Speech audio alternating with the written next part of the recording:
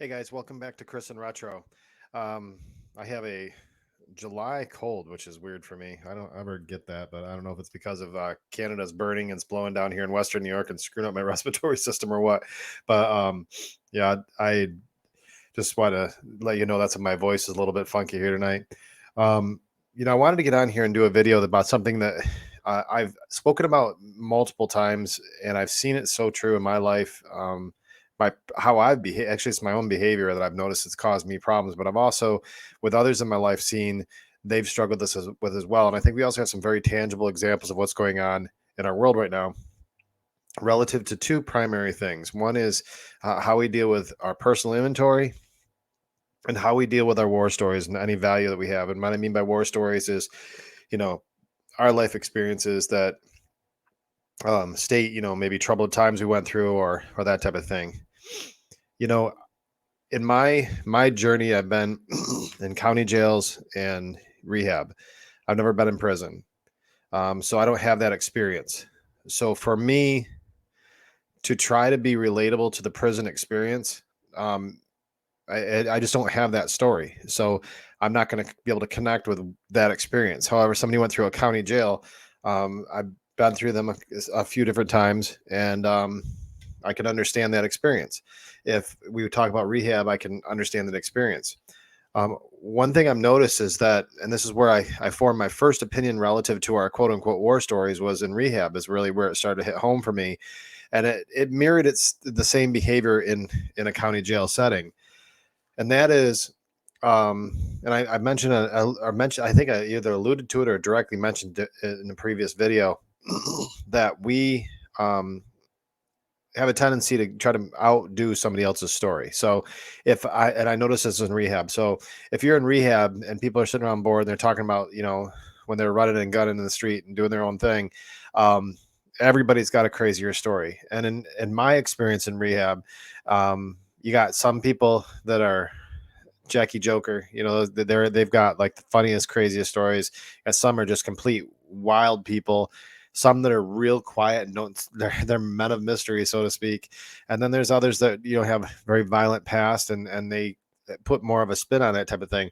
But either way, everybody's got a story, and typically if you have shared yours first, you'll find the counterpunch in that story is going to be something a level up above it. So that's one thing I've noticed. Now, with that observation, I always wondered why, why can't we just be as we are? And I feel like the war story has really just become our unwillingness to let go of other things and having to find um, some kind of a standing in the only world that we've known. And in that case, and at that period of time, would have been rehab and drug and alcoholic living, and substance use living, and all the street crime that comes along with that. Um, because that's all we have, we want to be king in that area. So we try to make our war stories more of a competition than what I believe they really are all about. And for me, what my war story really has to be about is just connectivity. I started this by saying I've never been to prison. I don't understand prison life. I don't. I can understand what it's like to be incarcerated for a period of time and, know that you're there. You're not going anywhere. So this has to be your new reality for a while. Um, I can relate on that level. I can relate on having your freedoms taken and abruptly. I can relate to substance use disorder. I can relate to the dangers of and volatility of um, being incarcerated, as well as some of the things that you'll find in rehab as well. So, though I can understand how things can quote unquote pop off pretty quickly in a jail. Um, and so in that case, I can relate. But in terms of prison life and when this becomes the construct of your life with people with life in prison and, acquaintance of mine, Chad, that's been on the show, hearing his stories about federal prison, man, I know nothing about that. So that we don't connect that way. But my war story is really to say, look, I understand where you're coming from. You get that I understand where you're coming from, where I'm coming from, and where you're coming from, and we can connect and communicate. At that point, we become fellow travelers and can help each other out. So that's where the war stories, I think, matter. But what we oftentimes use them for is just to elevate ourselves with all that we ever do. The other thing that we do is we take inventory. Now, it is healthy to take our own inventory, and I do it quite frequently, actually.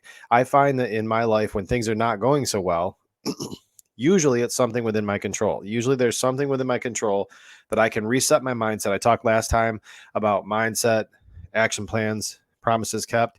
Well, if I'm taking my inventory, I can bucket into those things and get my mindset at least reframed so that I'm looking at things differently and start making better decisions. It's a common tactic in sales, business, recovery, sports, you name it. And so I find the inventory where people, when I find, actually, this has been, I think, always true. I mean, there probably is examples where it hasn't been, but at least with my entire recollection that I have at this moment, and as I was thinking about coming on the show, anybody that I've ever known that has focused on somebody else's inventory. What I mean by that is all the things that they've done wrong, all the things they do wrong, and more importantly, all the reasons why I'm doing wrong because of the way they behave.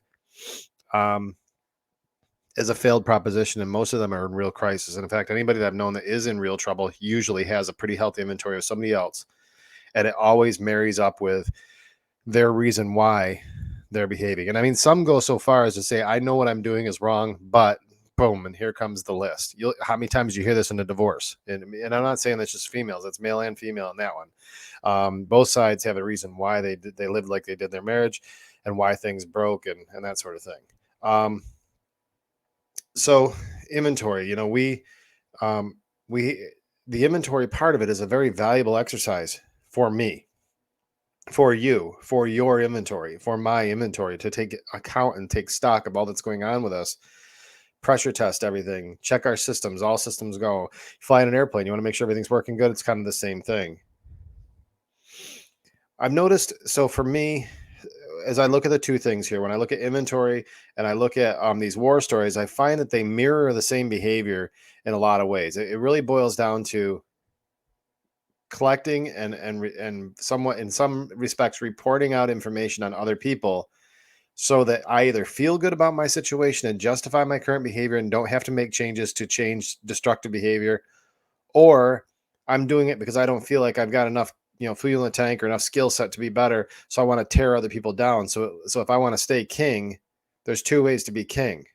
I either rise to a level that is above other people based on my own performance, or I bring everybody else down beneath me so that I'm king anyway, which is akin to domestic abuse in my opinion. It's that same type of behavior. We see this all the time. Now, I gravitate towards, on YouTube, I gravitate towards a lot of different things. Music is a big one. I like reaction channels. There's certain reaction channels that I listen to, but I would say that my favorite channels are either like mixed martial arts channels. I like Jesse on Fire. I like the Joe Rogan Experience. I like Hard Intentions with Mitch Smiley. Blood on a Razor Wire TV with Chad Mark. These are ones I like. Russell Brand. I watch Russell Brand a lot. And when I look at, and recently I've been getting caught up on all these chiropractic ones, just as a side. This has nothing to do with the point I'm trying to make, but man, I just sit there and watch them crack these people's backs. There's something about that so soothing to me. And maybe it's just, I don't know. Anyway, that's the sidebar. But all the channels I just mentioned all fall into very specific genres. And in fact, two of them I would say would be in the prison genre. Sos the Ghost with Demons Row. Demons Row TV. That's another one, but that's MC culture. So I would say in the mixed martial arts culture, like Jesse on Fire and somewhat Joe Rogan, in the certainly in the political environment, like Russell Brand, in the MC culture environment, very much so in the MC culture environment where Sos the Ghost resides, and absolutely in the environment with the prison genre, probably most offensive in the prison genre with the things I'm talking about. They are constantly taking each other's inventory and constantly comparing each other's war stories and legitimacy of the other channels. We see it play out all of the time. Now, the reason I like the channels that I do, and I think particularly with Mitch and particularly with Chad, in their genre, the prison genre is just known for trying to outpace the other one in terms of the wildness of the story, and also diminish the credibility of their competitors. The reason I like Mitch and Chad so much, is I know both of them, and their mission is bigger. They're actually using that life and that story to change other people's lives. They're trying to cause a story of prevention for kids. Now, that to me means something, so I can co-sign that. I mean, of course it's interesting to listen to some of these stories from all these channels. I mean, that's why that whole genre exists. But I find that to me it's exhausting to hear them crap all over each other in a way that says, we're going to get in these war story pissing matches and decide which war story is better than the other one and then diminish somebody else and cut their credibility. And then we end up by having show after show after show, just crapping all over each other. And the ones that I enjoy have some other purpose. And I know in particular, Mitch and Chad, they're looking out, trying to find ways to help kids stay out of trouble. And they're doing it in very real experiences and doing it with a very loyal fan base. So you can see that even in environments that seems to promote and almost culturally require taking other people's inventory, using your war story to outmatch somebody else and undermine them, even in those environments, you'll find people that will rise above that. And to my point I've made on several videos here is that their changed lives are changing other people's lives. They're planting seeds of hope and using their experience or their war story to connect and say, look, I get it. I understand. I've been there. Don't go there. There's nothing good about it. But I mean, I know every bit of how raw this experience can be. Now, I'm not saying that these are the only channels out there that are really good, but they are good illustrations of what it looks like when we've got a whole sets of genres in this platform alone, and how many other areas it's doing this, where the conversation is always about the other guy. So what do we do with this information? Well, I guess it goes back to the basics. Stand on your own 2 feet.